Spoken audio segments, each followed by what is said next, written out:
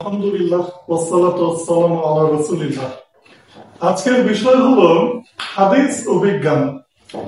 আমরা জানি যে রাসূলুল্লাহ সাল্লাল্লাহু আলাইহি ওয়াসাল্লাম মিরাজের রাত্রে সিদরাতুল মুনতাহা নামক একটি জায়গায় গিয়েছিলেন।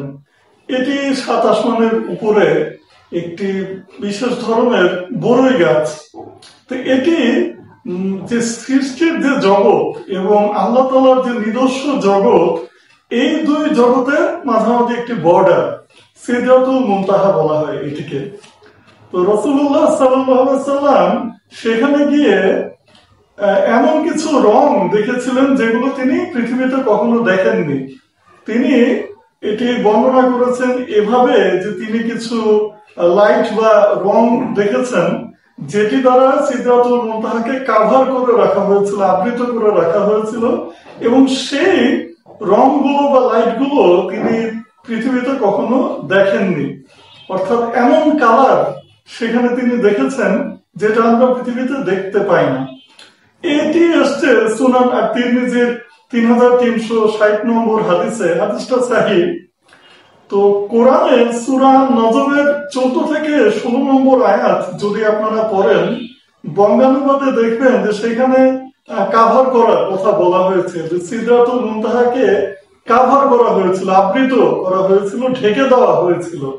তো এটার ব্যাখ্যা ওই হাদিসে পাওয়া যায়, এমন কিছু রং এবং আলো দ্বারা আবৃত করা হয়েছে যেগুলো পৃথিবীতে দেখা যায় না।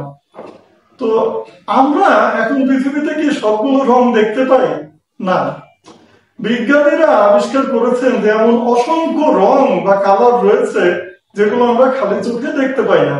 1800 সালে বিজ্ঞানী উইলিয়াম হার্শেল প্রথম আবিষ্কার করেন যে এমন রং রয়েছে যেটা মানুষ খালি চোখে দেখতে পায় না। পরবর্তীতে বিজ্ঞানীদের কাছে আরো পরিষ্কার হয় যে এরকম অসংখ্য কালার রয়েছে যেগুলো আমরা দেখতে পাই না। লাইটের যে স্পেকট্রাম, সেটার মধ্যে 380 থেকে 700 ন্যানোমিটার পর্যন্ত যে রংগুলো রয়েছে সেগুলো আমরা দেখতে পাই। এর বাইরের কোনো রং আমরা দেখতে পাই না, এরকম অসংখ্য রং রয়েছে।